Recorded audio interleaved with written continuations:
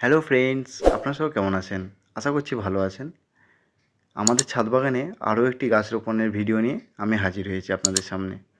এই যে এই গাছটি আমাকে একজন উপহার দিয়েছেন এবং গাছটি দেখুন, খুবই সুন্দর একটা উপহার। এই গাছটির জাত হচ্ছে দার্জিলিং জায়ান্ট কমলার গাছ, যেটা আমার সংগ্রহের তালিকায় বা কালেকশনের তালিকায় আমার ছিল না।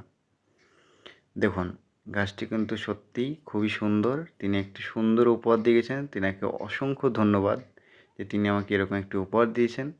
আর অ্যা এই গাছটি আমার কাছে যতদিন কালেকশানে থাকবে আমার ছাদ বাগানে, ততদিন তিনি আমার কাছে চিরস্মরণীয় হয়ে থাকবেন। গাছটি অনেকটা হেলদি একটি গাছ, খুবই সুন্দর একটি গাছ। চলুন আমার আরও একটি জিনিস আপনাদের দেখাবো। এই যে এটা হচ্ছে একটা ওয়াটারফল টাব, যেটা আমি নিজে হাতে বানিয়েছি। এটাও আমার একটা শখের তালিকায় পড়ে, কিন্তু এটা নিয়ে পরে আলোচনা হবে। চলুন রোপণের ভিডিও দেখে নিই।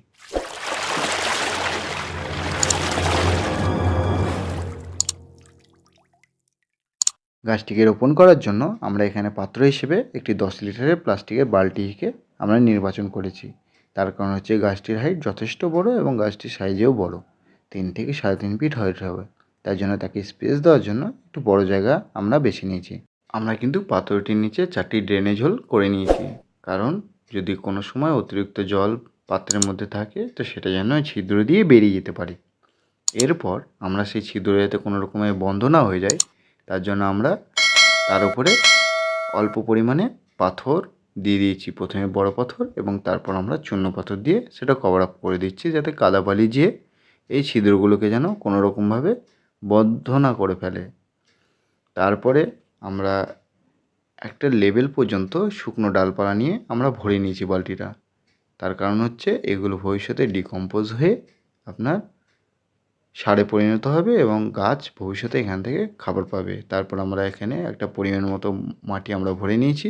এবার গাছটি যে গ্রো ব্যাগে ছিল সেই গ্রো ব্যাগ থেকে আমরা কোনো রকম রুটে কোনো আঘাতপ্রাপ্ত না করেই গাছটিকে বের করে নেব এবং গোড়ায় যে আগাছাগুলো হয়ে আছে সেগুলো কিন্তু আমরা ছিঁড়ে ফেলবো বা সরিয়ে ফেলবো। এবং দেখুন কত সুন্দরভাবে গাছটির শিকড় গ্রোথ হয়েছে, খুব সুন্দর। রুট স্ট্রকটা খুবই সুন্দর। এবার আমরা গাছটিকে কিন্তু বসিয়ে নেব এবং বসিয়ে নিয়ে দেখে নেব যে ঠিকঠাক মাটি ভরা হয়েছে কি না। যেহেতু ঠিকঠাক মাটি ভরা হয়েছে, এবার কিন্তু আমরা একটু ভিন্ন রূপে গাছটিকে রোপণ করব। প্রথমে আমরা অল্প পরিমাণে জল নিয়ে নিচ্ছি এবং জল নিয়ে নেওয়ার পর তারপর আমরা গাছটিকে বসিয়ে নিলাম মাঝ বরাবর এবং গাছটিকে ভালো করে বসিয়ে নিয়ে তার মধ্যে রাখা মাটি দিয়ে বাকি অংশ পূর্ণ করে ফেলব। দেখুন আমি কিন্তু আমাদের তৈরি করা মাটি, যেটা 1 থেকে 2 মাস আগে আপনার তৈরি করে মাটিটি আমি বস্তায় রেখে দিয়েছিলাম, সেই মাটিটি আমরা কভার আপ করে নিচ্ছি বাকি অংশটা। দেখুন আমাদের কভার আপ করা সম্পূর্ণ হলো এবং গাছটির ওপরে এবার আমরা কিন্তু টবের ওপরেও হালকা করে আমরা জল দিয়ে নিচ্ছি এবং জল দেওয়া কমপ্লিট। এরপরে আমরা গাছটিকে একটু ছায়াযুক্ত স্থানে আমরা রেখে দেবো, যাতে গাছটি কোনো রকমভাবে সরাসরি রোদের সংস্পর্শে না আসে।